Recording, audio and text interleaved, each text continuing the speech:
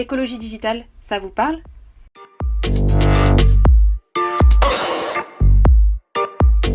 Nous sommes encore peu nombreux à avoir conscience de la pollution qu'engendre Internet. Et pourtant, le numérique pollue. Une pollution qui ne se voit pas, mais qui est bien réelle.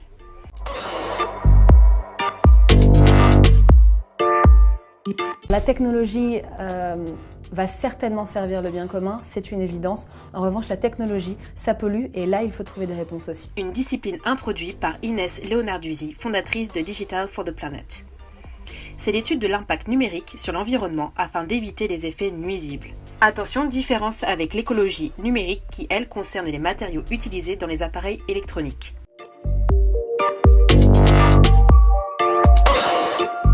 C'est la pollution engendrée par le fonctionnement d'Internet. L'accumulation des emails, notifications reçues, documents stockés dans le cloud, applications superflues sur le smartphone.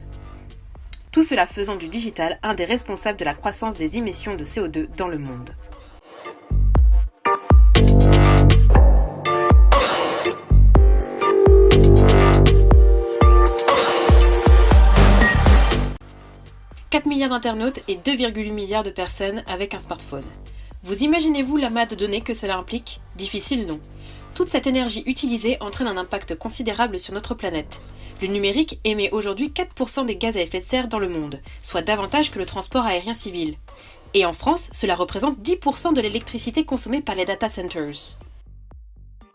431 166 240, c'est le nombre de kilos de CO2 émis par heure à cause des emails. Un nombre astronomique qui ne fait qu'augmenter. Si on ne fait rien, en 2025, le numérique polluera autant que le trafic automobile mondial. Contexte actuel de confinement, nous avons été amenés à solliciter davantage Internet, et ces heures passées devant notre smartphone, tablette et ordinateur contribuent à cette pollution invisible. Mais alors, comment pouvons-nous agir face à cette pollution digitale ? Il existe des actions simples et faciles à réaliser soi-même. Des entreprises mettent aussi en place des solutions pour diminuer leur impact et aider les citoyens à le faire dans leur quotidien. Découvrons ensemble comment tendre vers un avenir numérique plus responsable. Nous sommes allés rencontrer David Lupion, un digital addict brestois, chargé de dossiers chez Rivacom depuis 2018.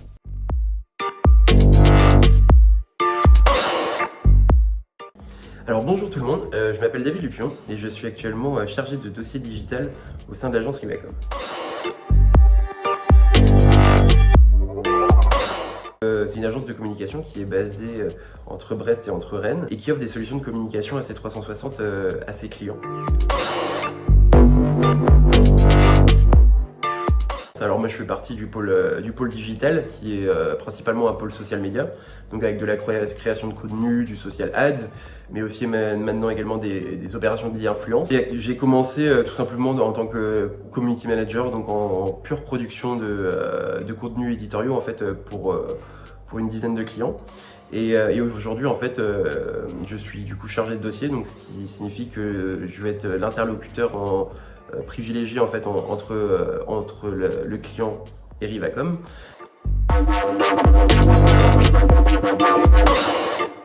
Alors l'écologie digitale, moi c'est quelque chose qui est assez nouveau, dans le sens où j'en avais pas du tout conscience il y a un an.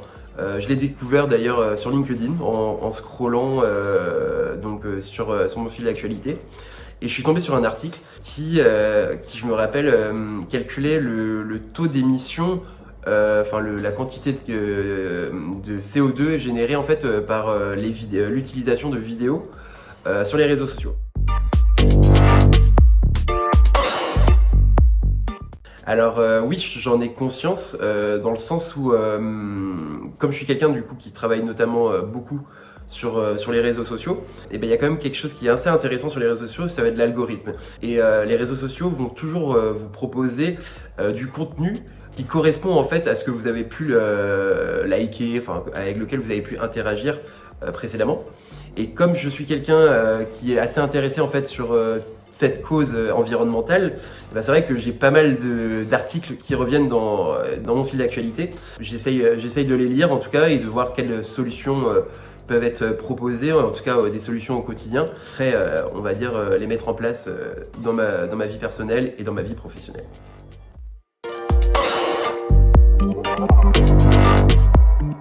Ce que j'essaye de faire, en tout cas moi à ma petite échelle, c'est de supprimer mes mails en fait. Tout ce qui est spam, j'ai essayé de me désabonner à toutes les listes d'envoi. Faut savoir qu'au-delà d'un aspect écologique, c'est aussi un aspect hyper rassurant de ne pas avoir 400 000 mails en attente. Où du coup, j'ai quand même un petit peu le réflexe d'avoir des, comment on appelle ça, vous savez, les multiprises avec les petits boutons on-off qui permettent effectivement d'éviter de consommer sans qu'un appareil soit connecté, par exemple. Oui, dans le sens où forcément toute entreprise qui a un pôle digital intégré se doit d'être au courant des différentes problématiques et évolutions du secteur. C'est pour cette raison qu'avec des collègues, on s'est souvent réunis pour parler en fait, de ces problématiques et voir comment est-ce qu'on peut les résoudre, en tout cas à notre petite échelle, et pouvoir les proposer après à différents clients. C'est assez compliqué. Il y a toujours la relation agence-client et chaque offre doit être acceptée également par le client. C'est pas toujours, on va dire, le sujet numéro 1 à traiter pour des clients.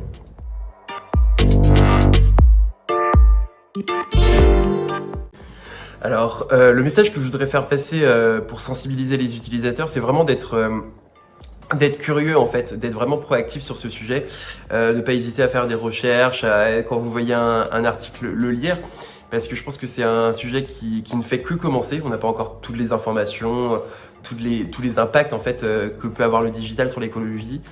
Et donc c'est vraiment se tenir informé, rester connecté et essayer d'adopter petit geste par petit geste en fait des petites solutions.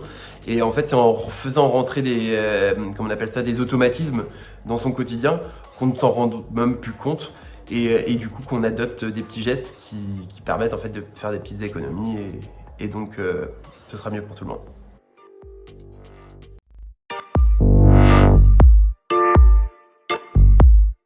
Commencer à être responsable, c'est tout d'abord mettre en place des gestes simples dans son quotidien.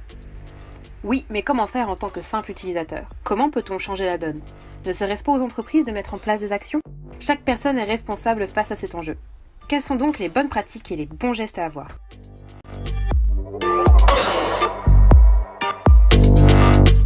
On s'occupe de sa boîte mail. 30 mails supprimés, cela équivaut à la consommation d'une ampoule allumée pendant 24 heures. Les emails, c'est un sacré cheminement avant d'arriver chez le destinataire. Traitement de l'information, stockage, transmission. Utilisez CleanFox, l'appli qui facilite le nettoyage de la boîte mail. Évitez les signatures de mail trop lourdes, compressez vos logos et limitez les fichiers joints conséquents. Utilisez les emails que pour les messages officiels et importants. Pour une discussion, privilégiez le téléphone au lieu des plateformes sur Internet.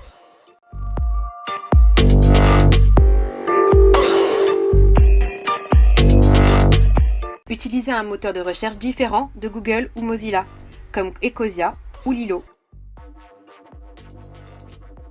Enregistrez en favori les sites que vous consultez régulièrement. Les requêtes web consomment énormément d'énergie pour trouver les réponses à vos recherches.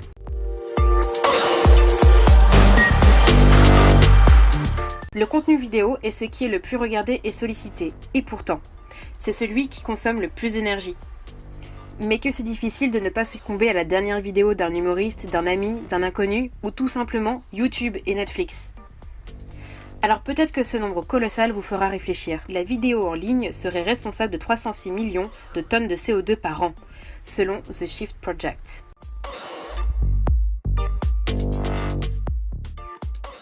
Une dernière petite action, stocker en local sur un disque dur externe, plutôt que d'utiliser le cloud. Le cloud c'est pratique, mais c'est extrêmement polluant.